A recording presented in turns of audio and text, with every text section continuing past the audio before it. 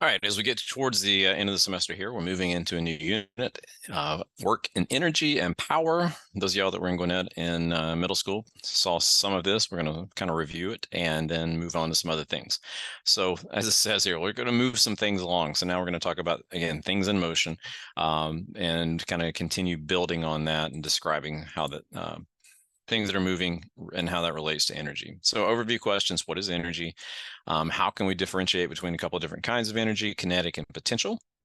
And those are the three main vocabulary words we kind of have for what I'm going to go over today, which is just energy in general, and then how to distinguish between kinetic and potential. So when we just begin to start talking about energy, it can be mechanical. And I don't have a definition up here for just regular energy, but it's often described as the ability to do work, the ability to cause motion, the ability to cause change. Again, energy it's not really necessarily a thing that we can see and put our hands on, but it's also more of an idea, but it's really something we can see the effects of. And so when we try to classify it, it becomes a little bit difficult sometimes because, again, it's not like classifying, saying this is a cat or this is a dog or this is a horse or this is a mammal, because the criteria can be a little bit difficult, but we'll give a few terms to it right here. Mechanical energy can be due to position or the movement of an object, and there's really two types of mechanical energy that we'll look at. Kinetic energy is largely thought of easily as energy that we notice that in motion, and potential energy is stored up energy.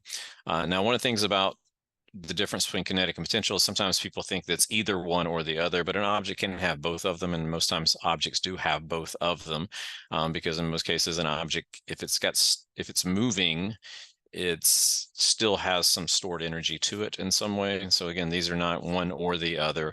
It can be both, and there's a lot of situations that we will probably discuss in which we talk about objects having both of these. Energy is measured in joules, and this is a little bit of a new unit for us. It's a combination of units, and so in this one we call it with a capital J for joule. Potential can be really maybe three different ways. One can be elastic, and you're probably familiar with this if you've stretched things out or had a shot a bow and arrow. Again, as you stretch something back, you're adding energy into it, because if you let it go, then it has the ability to do work. So it's almost like it's taking energy from us and we're transforming that into additional potential. So either pulling something back that's stretchy, or taking a spring and compressing it together so that it can push back out. There's also chemical, which we did in chemistry last year for most of you. These are going to be what's kind of stored up in the bonds between things. So carbon and carbon, if they're kind of combined together, there's energy that was required to put them together. So there's energy that could be released if it's broken apart. And finally, there's gravitational potential energy, or gravitational potential energy, because things can fall, and when things fall, they're able to cause change as well. So a little bit more specific with each one of those.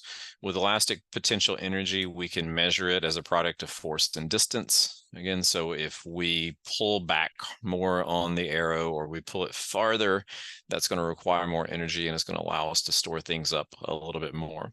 Not really going to have any math involved really with how to do this, but that's just kind of almost a common sense way of thinking about how much potential energy something like that has. This one we will spend a little bit more time on, which is gravitational potential energy. And this is where things are falling. And so if we want to talk about how much, which we often do in this class, how much gravitational potential energy something has, it's a function, which means mathematically speaking, of three things. How high is it? How big is it? And what planet are we on? For most of us, we're going to stay on Earth. But if we were somewhere else that had a different acceleration, then we would have a different amount of gravitational potential energy. Effectively, we're talking about how much damage could something do when it falls, if you want to think of it that way.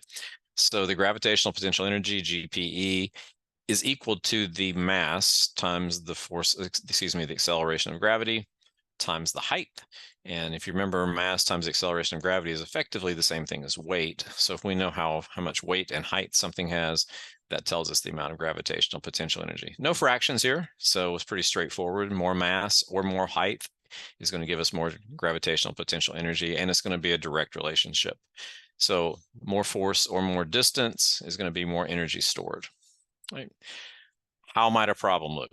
Well, we little illustration here. We got something that can fall. So again, how much potential energy would a 50 kilogram boulder 3.5 meters off the ground be? Again, potential energy is mg and h. So mass is 50, height 3.5, acceleration due to gravity is 9.8 or 10 if we want to make our math easy. Just multiply them all together and we get an answer, which is in joules, and we're done. That's it. You'll have some examples here that you'll be asked to work out in a moment. So you might want to make sure that you've got this formula written down so that you can use it coming up. A couple of illustrations. Which one has more potential energy? Again, gravitational potential energy, if they're in the same place, is going to be a function of height and mass. These both have the same mass, but the one on the left has a greater height. Therefore, it's going to have more gravitational potential energy. If we compare a different one on this next slide, again, they have different heights and different masses. We probably need to do a little bit of math. So we would just multiply these two numbers together and multiply these two numbers together. If we wanted to get the exact amount of energy, we would need to, in fact, include the factor of gravity as well, or the acceleration due to gravity. But in this case, they're both in the same place. So gravity doesn't really matter. It's just mass and height. And so we got 30 times 10 on one side and 50 times 6 on the other side. And so the 50 times 6 is going to be 300. This one's 30 times 10 is going to be 300. They're both the same. All right. Moving on to kinetic energy, that's when an object is moving, and we can talk about how much energy it has because of its motion. The formula for that is 1/2 mv squared. Again, we're talking about the mass, which hopefully makes sense. A more massive object moving is going to have more energy to it. And additionally, v for velocity. The faster something's moving, the more energy it's going to be able to have, or it was given, or it's going to be able to transform. So think about our relationships. If you make mass bigger, you're going to make energy bigger. If you make velocity bigger, you're also going to make it bigger, but it's squared. So more mass is more energy, but more speed is more energy squared if everything else stays constant. Apparently, I copied the same slide again. All right. So a type of question we might have is how much kinetic energy does a 500 kilogram car have when it's moving at 20 meters per second? Again, your formula was 1/2 mv squared. So plug in your numbers. 500 is your mass, 20 is your velocity. And as long as you don't forget to square your velocity, we can just stick this into our calculator or our Desmos, and it should be pretty easy for that. So plugging in 0.5 times 500 for your mass times 20 squared for your velocity. And you're going to get a big number because in a lot of cases, these speeds that we have, the meters per second, or these velocities in meters per second, they're going to be decent sized numbers. And when you square them, they're going to get to be very large. So don't be afraid that you get large answers when you end up working these out. Okay. So again, energy is just simply the ability to cause change and cause motion. And when we talk about energy to begin with, we're just kind of breaking it apart into kinetic and into potential. Potential can turn into kinetic, kinetic can turn into potential, and we'll discuss this a little bit further in some later videos. But you're going to be asked to calculate some of these things on your assessment today. So refer back to this as needed, and that does it.